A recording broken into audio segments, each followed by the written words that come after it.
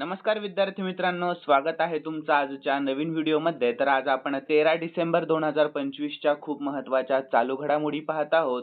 तर विद्यार्थी मित्रांनो, यामध्ये मी एकूण 10 प्रश्न आणि त्यांचे स्पष्टीकरण घेतले आहे. तर खूप महत्त्वाचे प्रश्न आहेत. सर्व विद्यार्थ्यांनी शेवटपर्यंत हा व्हिडिओ पहा. तर चला, थोडाही वेळ वाया न घालवता आपण या व्हिडिओला लवकरात लवकर सुरू करूयात. तर विद्यार्थी मित्रांनो, आजचा आपला व्हिडिओ सुरू करण्याच्या अगोदर कालच्या काही महत्त्वाच्या आपण वन लाइनर स्वरूपाच्या चालू घडामोडी पाहूयात. तर पहिला प्रश्न होता कालचा आपला, तर शेतीमध्ये सौर ऊर्जेच्या वापरामध्ये कोणते राज्य पहिल्या क्रमांकावर आहे? तर ते आहे आपले महाराष्ट्र राज्य. यानंतर पुढील प्रश्न, जगातील सर्वात तरुण फेडरेटेड बुद्धिबळपटू कोण बनला आहे? तर सर्वज्ञ सिंग कुशवाह बनलेला आहे. यानंतर national rifle association of India च्या अध्यक्षपदी कोणाची नियुक्ती करण्यात आली? तर कलिकेश सिंग देव यांची. यानंतर 2025 चा ISSF people choice men's athlete award कोणी जिंकला आहे? तर झोरावर सिंग संधू यांनी.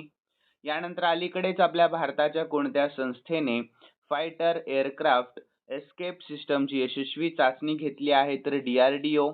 यानंतर आंतरराष्ट्रीय बिग कॅट अलायन्स म्हणजेच IBCA मध्ये 19वा सदस्य म्हणून कोणता देश शामिल झाला आहे? तर रशिया हा देश. यानंतर पुढील प्रश्न, तर 3 वेळा इंडियन गोल्फ प्रीमियर लीग म्हणजेच IGPL जिंकणारा पहिला खेळाडू कोण ठरला आहे? तर गगनजीत भुल्लर ठरला आहे.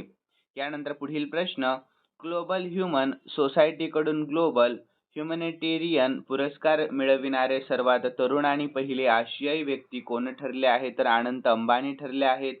यानंतर 11वा भारत आंतरराष्ट्रीय विज्ञान महोत्सव हा 6 ते 9 डिसेंबर 2025 दरम्यान कोठे पार पडला? तर पंचकुला हरियाणामध्ये पार पडलेला आहे. यानंतर 10वा प्रश्न, तर स्क्वॅश विश्वचषक 2025 चे आयोजन कोठे करण्यात आले आहे? तर चेन्नईमध्ये करण्यात आले आहे. तर विद्यार्थी मित्रांनो, आज आहे 13 डिसेंबर 2025 ही तारीख. तर आजच्या आपण महत्त्वाच्या चालू घडामोडी पाहूयात. पहिलाच प्रश्न खूप महत्त्वाचा आहे, सर्वांनी प्रश्नाकडे लक्ष द्या शेवटपर्यंत. तर महिला सुरक्षेसाठी कोणत्या राज्यामध्ये नवीन अभया ब्रिगेड पोलीस युनिटची घोषणा करण्यात आली आहे? तर याचे योग्य उत्तर आहे ऑप्शन सी, बिहार. या कोणत्या राज्यामध्ये? तर बिहार या राज्यामध्ये. तर याविषयी महत्त्वाची माहिती पाहूयात. तर महिला आणि मुलींच्या सुरक्षिततेसाठी बिहार या राज्यामध्ये नवीन अभया ब्रिगेड पोलीस युनिट सुरू करण्याची घोषणा करण्यात आली आहे. तर विद्यार्थी मित्रांनो, या युनिटचा उद्देश आहे महिलांवरील गुन्हे रोखणे आणि सार्वजनिक ठिकाणी त्यांची सुरक्षा वाढवणे असा. तर अभया ब्रिगेडचे पथक शाळा, महाविद्यालये, बाजारपेठा आणि इतर संवेदनशील ठिकाणी लक्ष ठेवेल आणि छेडछाड करणाऱ्यांवर किंवा गुन्हेगारांवर त्वरित कारवाई करणार आहे. तर विद्यार्थी मित्रांनो, यानंतर प्रत्येक पोलीस स्टेशनमध्ये एक महिला सब इन्स्पेक्टरच्या नेतृत्वात हे पथक काम करेल, ज्यामध्ये एक महिला आणि 2 पुरुष कॉन्स्टेबल असणार आहेत. यानंतर हे पथक गणवेशामध्ये तसेच साध्या वेशामध्ये गस्त घालणार देखील आहेत. यानंतर दुसरा प्रश्न, अलीकडेच कोणत्या देशाने नवीन व्हिसा कार्यक्रम सुरू केला आहे व त्याला ट्रम्प गोल्ड कार्ड असं नाव देण्यात आलं आहे? तर याचे योग्य उत्तर आहे ऑप्शन सी, अमेरिका. या कोणत्या? तर अमेरिका या. तर यानंतर याविषयी आपण महत्त्वाची माहिती पाहून घेऊया. तर अलीकडेच अमेरिकेने ट्रम्प गोल्ड कार्ड नावाचा नवीन व्हिसा कार्यक्रम नुकताच सुरू केला आहे. तर या कार्यक्रमाअंतर्गत परदेशी नागरिक 10 लाख अमेरिकन डॉलर्सचे सुमारे 8 कोटी रुपये योगदान देऊन अमेरिकेचे स्थायी नागरिकत्व मिळविण्याच्या प्रक्रियेला गती देऊ शकतात. तर हा व्हिसा कार्यक्रम विद्यमान EB-5 गुंतवणुकीदार व्हिसा कार्यक्रमाला पर्याय म्हणून सादर करण्यात आला. तर विद्यार्थी मित्रांनो, यानंतर तिसरा प्रश्न, तर 10 वेळा मुख्यमंत्री म्हणून शपथ घेतल्याबद्दल कोणाला वर्ल्ड बुक ऑफ रेकॉर्ड्स लंडनमध्ये स्थान मिळाले आहे? तर याचे योग्य उत्तर ऑप्शन ए, नितीश कुमार यांना. कोणाला? तर नितीश कुमार यांना. तर याविषयी महत्त्वाची माहिती पाहूयात आपण. तर विद्यार्थी मित्रांनो, world book of records London नुसार 10 वेळा मुख्यमंत्री म्हणून शपथ घेण्याचा विक्रम नितीश कुमार यांच्या नावावर आहे. तर त्यांना या विक्रमासाठी वर्ल्ड बुक ऑफ रेकॉर्ड्सचे प्रमाणपत्र देखील मिळाले आहे. आणि नितीश कुमार यांनी 28 जानेवारी 2024 रोजी बिहारच्या मुख्यमंत्री पदाची 9व्यांदा शपथ घेतली आणि 243 दिवसांमध्ये दुसऱ्यांदा तसेच एकूण 10व्यांदा मुख्यमंत्री म्हणून शपथ घेऊन हा विक्रम प्रस्थापित केलेला आहे.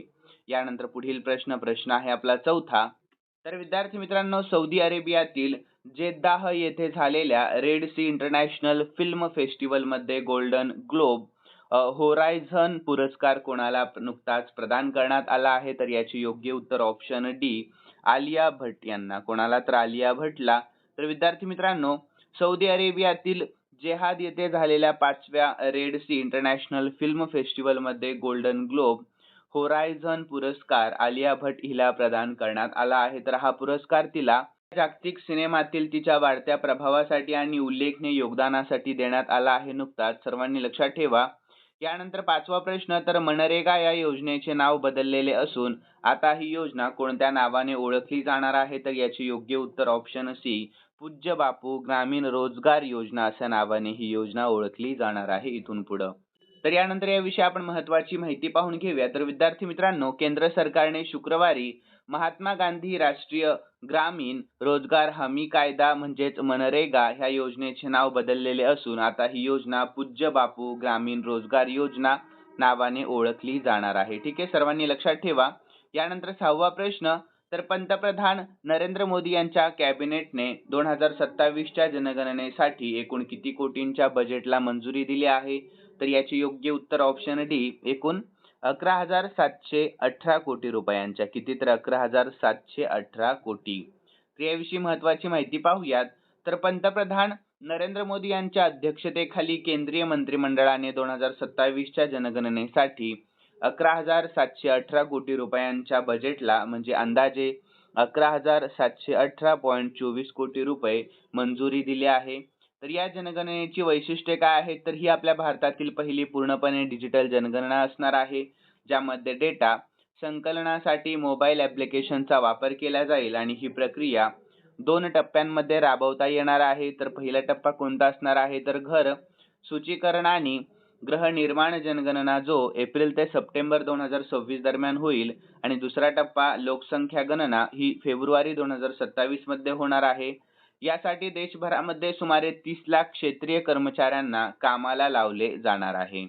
यानंतर पुढील प्रश्न आहे आपला 7वा. तर नुकतेच अंदमान आणि निकोबार बेटांमधील कोणत्या ठिकाणी गृहमंत्री अमित शहा व मोहन भागवत यांच्या हस्ते स्वातंत्र्यवीर सावरकर यांच्या पुतळ्याचे अनावरण करण्यात आले आहे? तर याचे योग्य उत्तर आहे ऑप्शन ए, पोर्ट ब्लेअर या. कोणत्या? तर पोर्ट ब्लेअर या. तर विद्यार्थी मित्रांनो, याविषयी महत्त्वाची माहिती पाहूया. तर गृहमंत्री अमित शहा आणि राष्ट्रीय स्वयंसेवक संघाचे सरसंघचालक मोहन भागवत यांनी नुकतेच पोर्ट ब्लेअर या ठिकाणी मरीना पार्कमध्ये स्वातंत्र्यवीर सावरकर यांच्या पुतळ्याचे अनावरण केले आहे.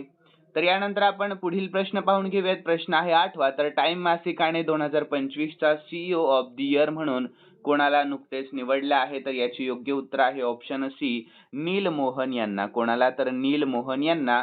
तर याविषयी महत्त्वाची माहिती पाहूयात.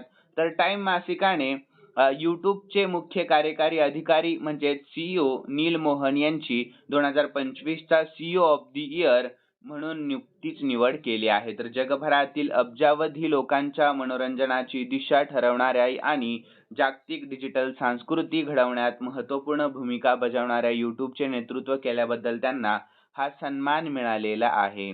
तर टाइम मासिकाने नील मोहन यांचे वर्णन सांस्कृतिक वास्तू विशारद असे केलेले आहे. तर विद्यार्थी मित्रांनो, यानंतर पुढील प्रश्न आहे आपला 9वा. तर काँग्रेसचे ज्येष्ठ नेते आणि माजी केंद्रीय गृहमंत्री शिवराज पाटील चाकूरकर यांचे निधन केव्हा झाले आहे? तर याचे योग्य उत्तर आहे ऑप्शन ए, 12 डिसेंबर 2025 या दिवशी झाले आहे. केव्हा? तर 12 डिसेंबर 2025. तर यानंतर याविषयी आपण महत्त्वाची माहिती पाहून घेऊया. तर विद्यार्थी मित्रांनो, काँग्रेस पक्षाचे ज्येष्ठ नेते आणि देशाचे माजी गृहमंत्री शिवराज पाटील चाकूरकर यांचे 12 डिसेंबर सकाळी 6:30 वाजता निधन झाले. तर ते 91 वर्षाचे होते. तर लातूरच्या राजकारणाचा केंद्रबिंदू राहिलेले चाकूरकर यांनी लातूरचे नगराध्यक्ष तर ते देशाचे गृहमंत्री असा राजकीय प्रवास केलेला होता. यानंतर पुढील प्रश्न आहे 10वा. तर होरी हब्बा हा पारंपरिक उत्सव प्रामुख्याने कोणत्या राज्यामध्ये साजरा केला जातो? तर याचे योग्य उत्तर ऑप्शन सी, कर्नाटक या राज्यामध्ये साजरा केला जातो. कोणत्या? तर कर्नाटक या. तर याविषयी महत्त्वाची माहिती पाहूया. तर होरी हब्बा हा पारंपरिक उत्सव प्रामुख्याने कर्नाटक राज्यामध्ये साजरा केला जातो. हा उत्सव होळीचाच एक भाग असून कर्नाटकातील विविध भागांमध्ये विशेषतः ग्रामीण भागात मोठ्या उत्साहाने आणि वेगळ्या परंपरांनी साजरा होतो. तर या उत्सवादरम्यान लोक रंग खेळतात, पारंपरिक गाणी गातात आणि काही ठिकाणी शेतातील पिकांची कापणी झाल्यानंतर आनंदोत्सव साजरा केला जातो.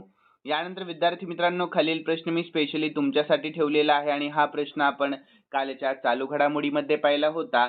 सर्व विद्यार्थ्यांनी या प्रश्नाचे उत्तर द्या. तर शेतीमध्ये सौर ऊर्जेच्या वापरामध्ये कोणते राज्य पहिल्या क्रमांकावर आहे? तर योग्य उत्तर सर्व विद्यार्थ्यांनी आपल्या कॉमेंटमध्ये कळवा. आणि तुम्हाला जर खरंच आजचा व्हिडिओ आवडलेला असेल तर नक्की सर्वांनी या व्हिडिओला जाताना लाईक करा, शेअर करा आणि सबस्क्राईब करायला अजिबात विसरू नका. तर चला भेटूयात नवीन व्हिडिओमध्ये. धन्यवाद.